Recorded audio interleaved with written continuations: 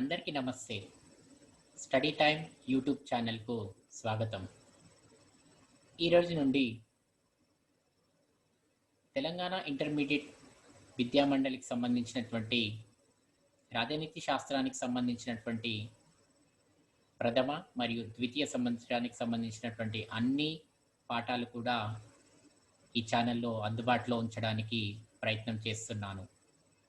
దానిలో భాగంగా తెలంగాణ విద్యా మండలి సమర్పిస్తున్నటువంటి ఇంటర్ విద్యా మండలి సమర్పిస్తున్నటువంటి రాజనీతి శాస్త్రం మొదటి సంవత్సరానికి సంబంధించినటువంటి విషయ సూచికను ఈరోజు మీ ముందు ఉంచబోతున్నాను. ఈ పాఠ్య ప్రణాళికలో ఈ పుస్తకానికి సంబంధించి 12 పాఠాలు కలవు. ప్రతి పాఠంలో కూడా ఏ అంశాలు ఉన్నాయి అనే విషయాన్ని ఈరోజు మీ ముందుకు తీసుకొస్తున్నాను. సో మొదలు పెట్టేద్దాం. మొదటి పాఠం వచ్చేసేసి రాజనీతి శాస్త్రం అర్థం, స్వభావం మరియు పరిధి. సో ఈ యొక్క పాఠంలో మనము రాజనీతి శాస్త్రానికి సంబంధించినటువంటి అనేక అంశాలు చర్చించుకోబోతున్నాం. దాంట్లో మొట్టమొదటిగా రాజనీతి శాస్త్రం అర్థం మరియు దాని యొక్క స్వభావాన్ని తెలుసుకుంటాం. తర్వాత రాజనీతి శాస్త్రానికి సంబంధించినటువంటి పరిణామ క్రమాన్ని కూడా తెలుసుకుంటాం. అంటే ప్రాచీన గ్రీకు నగర రాజ్యాలను మొదలైనటువంటి రాజనీతి శాస్త్రం ఆధునిక కాలం వచ్చేసరికి అనేక మార్పులకు గురైనటువంటి విషయాన్ని మనం గమనించవచ్చు. వాటన్నిటి గురించినటువంటి విషయాలని నేను మీ ముందు ఉంచబోతున్నాను. తర్వాత మూడో అంశంగా రాజనీతి శాస్త్ర పరిధి గురించి మనం చర్చించుకుంటాం. రాజనీతి శాస్త్ర పరిధిలో రాజనీతి శాస్త్రం చర్చించేటువంటి అంశాలు అనేవి ఉంటాయి. అంటే రాజనీతి శాస్త్రం ఏ అంశాల గురించి చర్చిస్తుందో దాన్నే మనము రాజనీతి శాస్త్ర పరిధిగా చెప్పుకోవచ్చు.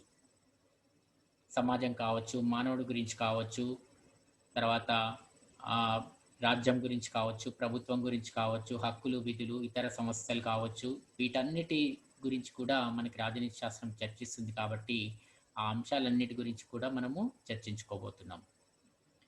తర్వాత నాలుగో అంశంగా ఈ పాఠంలో రాజనీతి శాస్త్రం యొక్క ప్రాముఖ్యత గురించి మనం తెలుసుకుంటాం.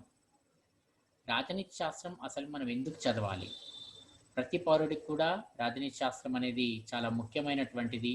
ఎందుకంటే ప్రతి రాజకీయ సమస్యకు కూడా రాజనీతి శాస్త్రం అనేది పరిష్కారాలను మనకు చూపిస్తుంది. కాబట్టి రాజనీతి శాస్త్రం అనేది ప్రతి పౌరుడికి కూడా ముఖ్యమైనటువంటి విషయం అనేది కూడా ఈ పాఠం మనకి తెలియజేస్తుంది. ఇకపోతే ఐదో అంశంగా ఈ పాఠంలో రాజనీతి శాస్త్రం ఇతర శాస్త్రాలతో గల సంబంధాన్ని మనం తెలుసుకుంటాం.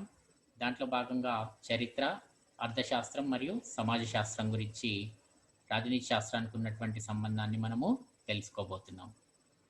ఇది మనకున్నటువంటి మొదటి పాఠం. ఇక రెండో పాఠం విషయానికి వచ్చినప్పుడు రాజ్యం మరియు సార్వభౌమాధికారం. పాఠం పేరు రాజ్యం మరియు సార్వభౌమాధికారం. సో దీంట్లో భాగంగా మొట్టమొదటిగా మనము రాజ్యం గురించి తెలుసుకుంటాం. రాజ్యానికి సంబంధించినటువంటి అర్థం, అసలు ఈ రాజ్యం అనే పదం ఎలా వాడుకలోకి వచ్చిందనే విషయాన్ని మనం తెలుసుకుంటాం. దానికి సంబంధించినటువంటి రాజనీతి శాస్త్రవేత్తలు ఇచ్చినటువంటి అనేక నిర్వచనాల గురించి తెలుసుకుంటాం. అలానే మనకి రాజనీతి శాస్త్రానికి సంబంధించినటువంటి ముఖ్య లక్షణాలను కూడా ఈ పాఠంలో మనం తెలుసుకుంటాం. ప్రజలు, ప్రదేశం, ప్రభుత్వం, సార్వభౌమాధికారం, ఇటీవల కాలంలో బాగా చర్చనీయ అంశమైనటువంటి అంతర్జాతీయ గుర్తింపు గురించి కూడా మనం ఇదే పాఠంలో తెలుసుకోబోతున్నాం. ఇక మూడో అంశంగా రాజ్యం మరియు ఇతర సంస్థలతో గల సంబంధాన్ని కూడా ఈ చాప్టర్లో మనము ఈ పాఠంలో తెలుసుకోవడం అనేది జరుగుతుంది. రాజ్యం మరియు ఇతర సంస్థలతో ఉన్నటువంటి సంబంధంలో రాజ్యం సమాజం, రాజ్యం ప్రభుత్వం మరియు రాజ్యం ఇతర సంస్థల గురించి కూడా మనము తెలుసుకోబోతున్నాం. తర్వాత నాలుగో అంశంగా సార్వభౌమాధికారం గురించి చాలా వివరంగా మనము దీంట్లో చర్చించడం అనేది జరుగుతుంది.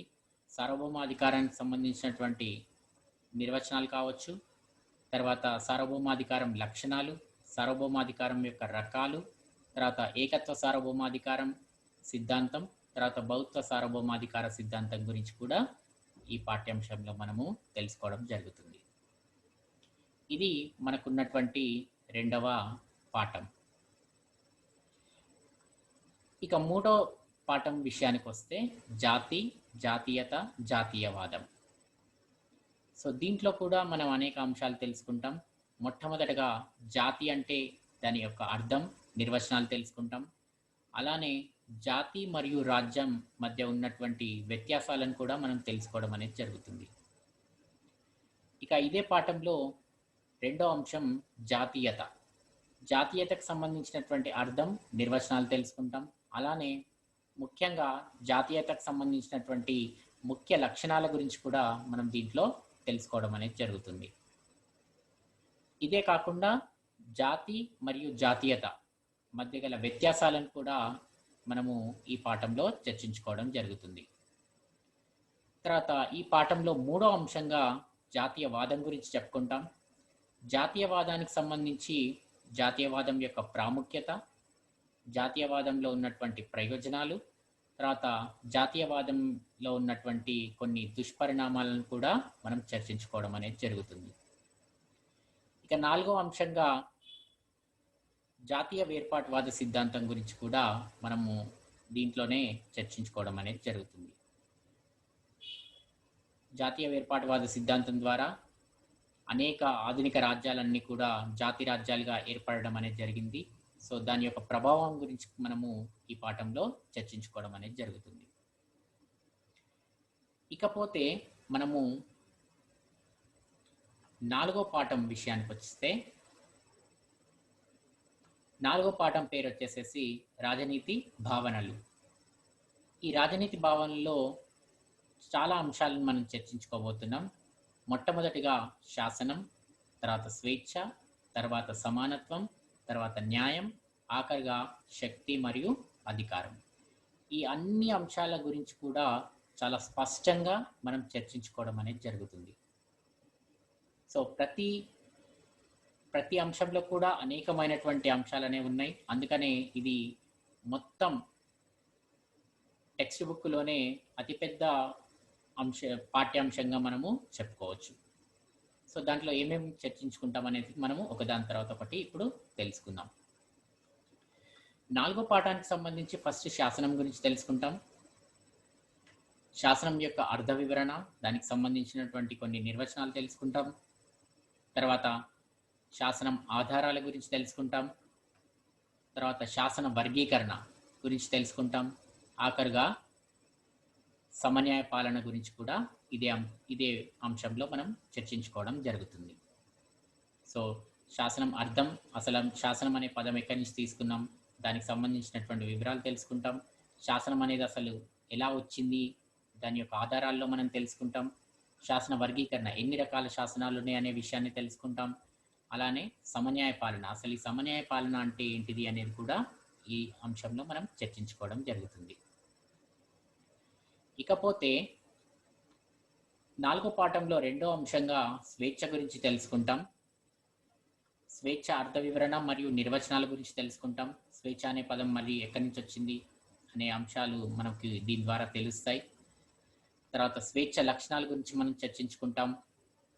తర్వాత స్వేచ్ఛ రకాల గురించి తెలుసుకుంటాం. ఎన్ని రకాల స్వేచ్ఛలు ఉన్నాయి, జాతీయ స్వేచ్ఛ, సహజ స్వేచ్ఛ, రాజకీయ స్వేచ్ఛ, ఆర్థిక స్వేచ్ఛ మొదలైనవి. తర్వాత స్వేచ్ఛ పరిరక్షణలో మనకు వ్యక్తికి ఉన్నటువంటి స్వేచ్ఛను ఏ విధంగా మనం రక్షించుకోగలము అనే అంశాలను కూడా దీంట్లోనే మనము చర్చించుకోవడం జరుగుతుంది. తర్వాత నాలుగో పాఠంలో మూడో అంశంగా మనము సమానత్వం గురించి తెలుసుకుంటాం. సమానత్వం అర్థం గురించి తెలుసుకుంటాం. ఫస్ట్ సమానత్వం అనే పదం అనేక రకాలుగా వాడడం అనేది జరుగుతుంది. కానీ రాజనీతి శాస్త్రం విషయానికి వచ్చినప్పుడు సమానమైనటువంటి అవకాశాలు ఉండడమే సమానత్వం యొక్క ముఖ్య ఉద్దేశంగా మనం చెప్పుకోవచ్చు. తర్వాత సమానత్వం యొక్క లక్షణాల గురించి తెలుసుకుంటాం. తర్వాత సమానత్వం యొక్క రకాల గురించి తెలుసుకుంటాం. రాజకీయ సమానత్వం, సాంఘిక సమానత్వం, ఆర్థిక సమానత్వం మొదలైనటువంటివి. తర్వాత నాలుగో పాఠంలోని నాలుగో అంశంగా న్యాయం గురించి తెలుసుకుంటాం. న్యాయం యొక్క అర్థ వివరణ, నిర్వచనాల గురించి తెలుసుకుంటాం. న్యాయానికి సంబంధించినటువంటి ప్రధాన భావనల గురించి కూడా ఇదే పాఠంలో మనం చర్చించుకోవడం జరుగుతుంది. తర్వాత న్యాయం రకాలు, అలానే న్యాయం రకాల గురించి కూడా రాజకీయ న్యాయం కావచ్చు, సామాజిక న్యాయం కావచ్చు, ఆర్థిక న్యాయం కావచ్చు, చట్టబద్ధమైనటువంటి న్యాయం కావచ్చు, ఇటువంటి అంశాలన్నీ కూడా ఇదే పాఠంలో మనం చర్చించుకోవడం జరుగుతుంది. ఇక 4వ పాఠంలో ఆఖరిదైనటువంటి 5వ అంశం ఏంటిది అంటే శక్తి, అధికారం. శక్తి అధికారంలో మనము శక్తి అర్థ వివరణ మరియు నిర్వచనాల గురించి తెలుసుకుంటాం. తర్వాత శక్తి స్వభావం మరియు ఆవశ్యకత, అసలు ఈ శక్తి అనేది దాని యొక్క స్వభావం ఏంటి, అది ఎందుకు అవసరం అనే విషయాలను మనము చర్చించబోతున్నాం. తర్వాత శక్తికి సంబంధించినటువంటి వివిధ రూపాలు, రకాలు అన్నీ ఒక విధంగా ఉంటాయి. సో శక్తికి సంబంధించినటువంటి వివిధ రూపాలను కూడా మనము చర్చించుకోబోతున్నాం. అలానే వివిధ రకాలైనటువంటి శక్తి దృక్కోణాలను గురించి కూడా మనం ఇదే పాఠంలో తెలుసుకోవడం అనేది జరుగుతుంది. సో ఈ అంశాలన్నీ కూడా మనం 4వ చాప్టర్లోనే చదవడం అనేది జరుగుతుంది. తర్వాత 5వ పాఠం వచ్చేసేసి రాజనీతి, భావజాలాలు. సో దీంట్లో మనకు అనేకమైనటువంటి భావజాలాల గురించి తెలుసుకుంటాం. అందులో మొట్టమొదటిగా వ్యక్తి శ్రేయోవాదం గురించి తెలుసుకుంటాం. ఇక్కడ అయితే వ్యక్తికే ఎక్కువగా ప్రాధాన్యం ఇవ్వడం జరిగింది, రాజ్యం కంటే కూడా దీంట్లో వ్యక్తికి ఎక్కువ ప్రాధాన్యం అనేది ఇవ్వడం జరుగుతుంది. తర్వాత రెండోది ఉదారవాదం. ఉదారవాదం అనేది ఒక వ్యక్తికి అలానే సమాజానికి రెండిటికి కూడా ఒకే విధమైనటువంటి ప్రాధాన్యత అనేది ఇవ్వడం జరుగుతుంది. తర్వాత సామ్యవాదం. సామ్యవాదం విషయానికి వచ్చినప్పుడు సామ్యవాదం అనేది కూడా ఎక్కువ ప్రాధాన్యత సమాజంకే ఇవ్వడం జరుగుతుంది, వ్యక్తికి కాకుండా. తర్వాత మార్క్సిజం గురించి చర్చించుకోవడం జరుగుతుంది.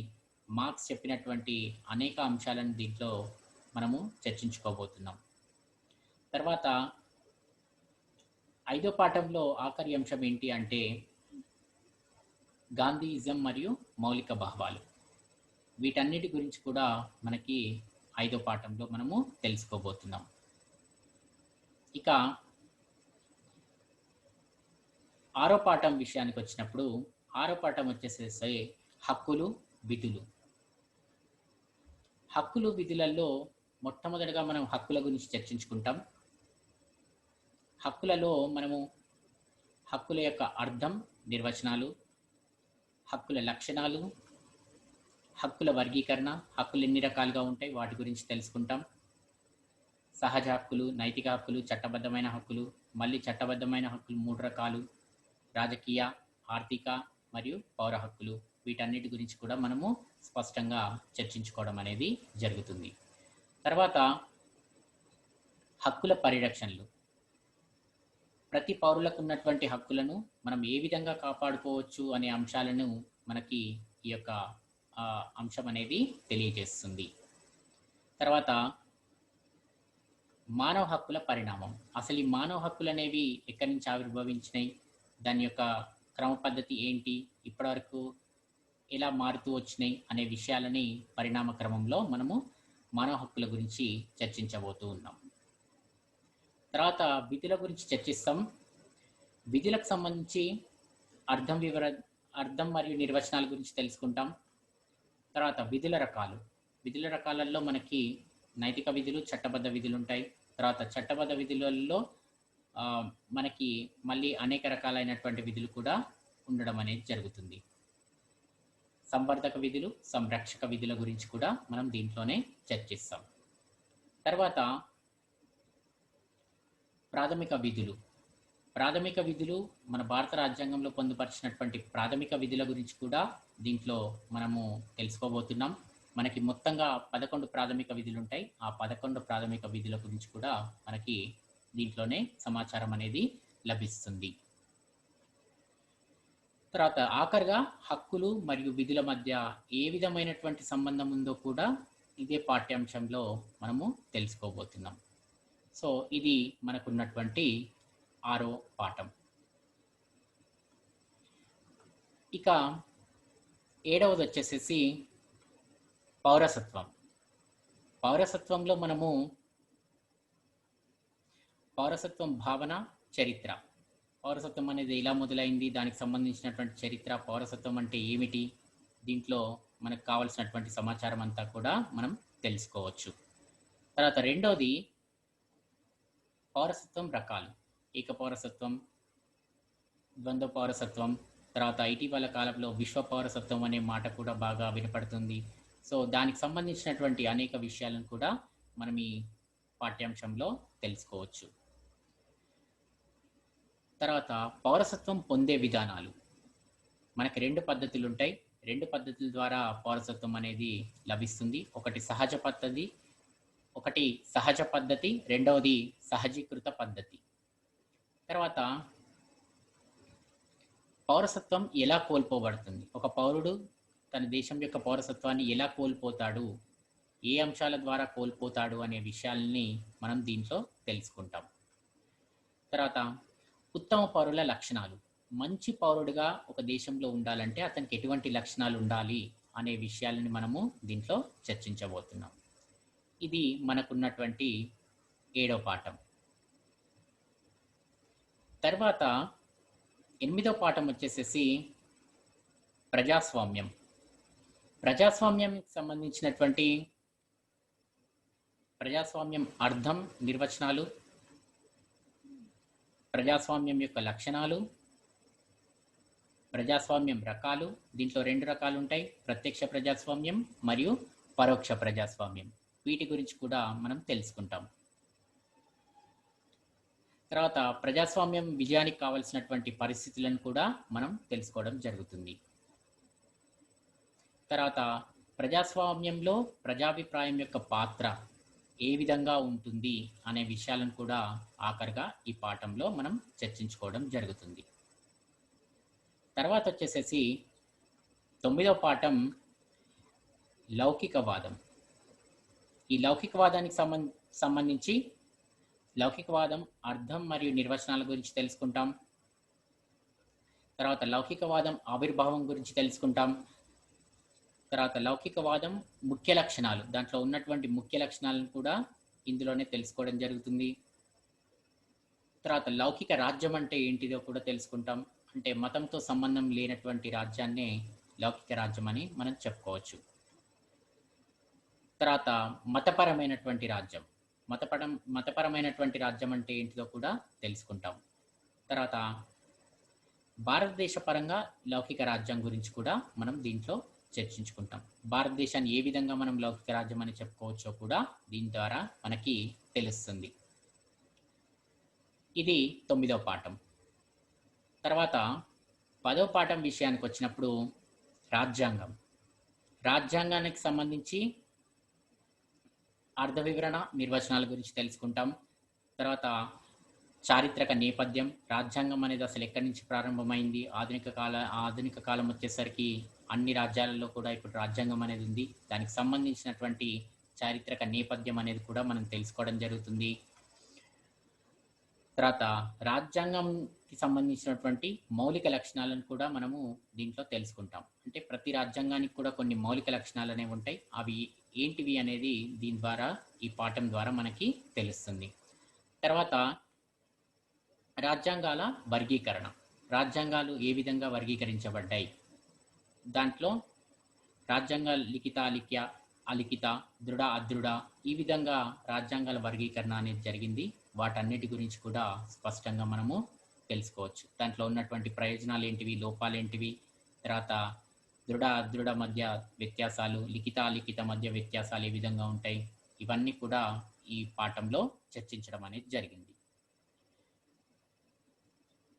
తర్వాత 11వ పాఠం ప్రభుత్వ అంగాలు. ప్రభుత్వ అంగాలలో మనము అధికార పరిష్కరణ సిద్ధాంతం గురించి తెలుసుకుంటాం. ఇది మాంటెస్క్యూ చెప్పినటువంటి సిద్ధాంతం. దీని గురించి మనం తెలుసుకోవచ్చు. అంటే ప్రభుత్వ అంగాల మధ్య అధికారాలన్నీ కూడా స్పష్టంగా విభజించి ఉండాలనేది ఈ యొక్క సిద్ధాంతం ముఖ్య ఉద్దేశం. తర్వాత రెండవ అంశంగా శాసనశాఖ, నిర్మాణం, అధికారాలు, విధుల గురించి కూడా మనం తెలుసుకుంటాం. తర్వాత కార్యనిర్వాహక శాఖ, నిర్మాణం, అధికారాలు, విధుల గురించి తెలుసుకుంటాం. తర్వాత అలానే న్యాయశాఖ, నిర్మాణం, అధికారాలు, విధుల గురించి కూడా మనం చర్చించుకోవడం అనేది జరుగుతుంది. ఇవే కాకుండా న్యాయ సమీక్ష అధికారం గురించి తెలుసుకుంటాం. అలానే న్యాయశాఖ క్రియాశీలత గురించి కూడా ఇదే పాఠంలో మనము తెలుసుకోవడం జరుగుతుంది. తర్వాత 12వ పాఠం పేరు వచ్చేసేసి ప్రభుత్వం రకాలు. ప్రభుత్వం రకాలలో మనము ప్రభుత్వం భావన గురించి తెలుసుకుంటాం. అసలు ప్రభుత్వం అంటే ఏంటి అనే విషయాన్ని గురించి మనం తెలుసుకోవడం జరుగుతుంది. తర్వాత ప్రభుత్వాల వర్గీకరణలో మనము అరిస్టాటిల్ చేసినటువంటి ప్రభుత్వాల వర్గీకరణ, ఆధునిక కాలం వచ్చేసరికి స్టీఫెన్ లీకాక్ చేసినటువంటి ఆధునిక ప్రభుత్వాల వర్గీకరణ గురించి తెలుసుకుంటాం. సో అందులో భాగంగా స్టీఫెన్ లీకాక్ చేసినటువంటి మనము ఆధునిక కాలంలో ఉన్నటువంటి ముఖ్యమైనటువంటి ప్రభుత్వాల వర్గీకరణ గురించి చర్చించుకోవడం జరుగుతుంది. కేంద్ర రాష్ట్రాల మధ్య ఉన్నటువంటి అధికారాల విభజన ద్వారా ప్రభుత్వాలని స్టీఫెన్ లీకాక్ 2 విధాలుగా చెప్పడం జరిగింది. ఒకటి ఏకకేంద్ర ప్రభుత్వం మరియు రెండోది సమాఖ్య ప్రభుత్వం. సో ఏకకేంద్ర ప్రభుత్వానికి సంబంధించినటువంటి లక్షణాలు తెలుసుకుంటాం. అలానే సమాఖ్య ప్రభుత్వానికి సంబంధించినటువంటి సమాఖ్య ప్రభుత్వం అంటే ఏంటిది, దానికి సంబంధించినటువంటి లక్షణాలను కూడా తెలుసుకోవడం జరుగుతుంది. తర్వాత ప్రభుత్వాంగాల మధ్య ఉన్నటువంటి అధికారాల విభజన ఆధారంగా ప్రభుత్వాల్ని మళ్ళీ 2 రకాలుగా విభజించడం జరిగింది. ఒకటి అధ్యక్ష తరహా ప్రభుత్వం, రెండవది పార్లమెంటరీ తరహా ప్రభుత్వం. ఈ 2 ప్రభుత్వాల గురించి కూడా మనము ఇదే పాఠ్యాంశంలో తెలుసుకోవడం అనేది జరుగుతుంది. సో అధ్యక్ష తరహా ప్రభుత్వం యొక్క లక్షణాలు, పార్లమెంటరీ ప్రభుత్వం యొక్క లక్షణాలను కూడా మనము ఇందులో చర్చించబోతున్నాం. ఈ అన్ని ప్రభుత్వాల గురించి ఏకకేంద్ర, సమాఖ్య, అధ్యక్ష తరహా, పార్లమెంటరీ ప్రభుత్వాలకు సంబంధించినటువంటి దాంట్లో ఉన్నటువంటి ప్రయోజనాలు, లోపాలను కూడా మనము చర్చించబోతున్నాం. సో దీంతో మనకు ఉన్నటువంటి టెక్స్ట్ బుక్లో ఉన్నటువంటి 12 పాఠాలు కూడా అయిపోయాయి. ఈ విధమైనటువంటి సమాచారాన్ని మనము టెక్స్ట్ బుక్ ద్వారా తెలుసుకోవడానికి అవకాశం అనేది ఉంటుంది. సో మొదటి సంవత్సరం అంతా కూడా మనము రాజనీతి శాస్త్రానికి సంబంధించినటువంటి ముఖ్యమైనటువంటి అంశాలు ఏవైతే ఉన్నాయో వాటన్నిటి గురించి కూడా మనకి బాగా అర్థమయ్యే విధంగా ఈ టెక్స్ట్ బుక్ అనేది రూపొందించడం జరిగింది. ఇక ఆఖరిగా టెక్స్ట్ బుక్ అయిపోయిన తర్వాత మనకి టెక్స్ట్ బుక్ వెనకాల మనకి ఒక ప్రశ్నపత్రం కూడా ఇవ్వడం జరిగింది. సిలబస్ ఆధారంగా ఒక పత్రాన్ని వాళ్ళు రూపొందించి ఇవ్వడం జరిగింది. ఆ పత్రం ఎలా ఉంటుందో మనము ఒకసారి తెలుసుకుందాం.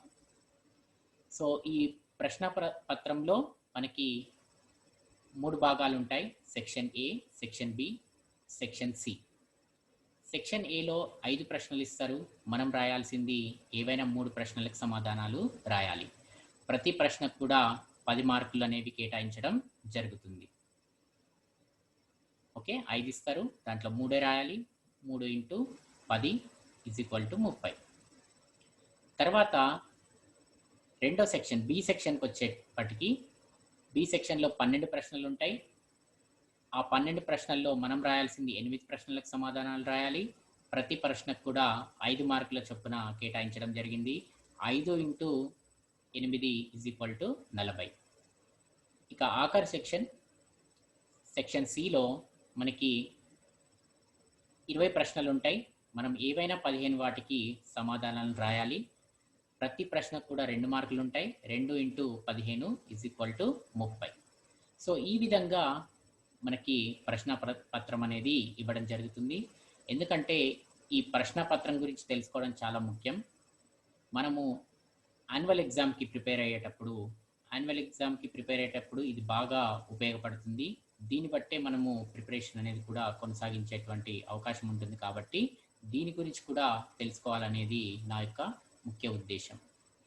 అలానే ఇప్పుడున్నటువంటి పరిస్థితుల వల్ల ప్రశ్నపత్రం కూడా మారేటువంటి అవకాశం ఉంటుందనే సమాచారం కూడా మనకు లభిస్తుంది.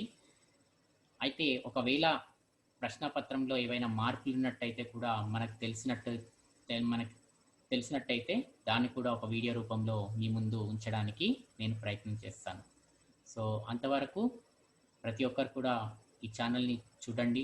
ఈ వీడియో ఎండ్ వరకు చూసినందుకు మీకు అందరికీ కూడా ధన్యవాదాలు.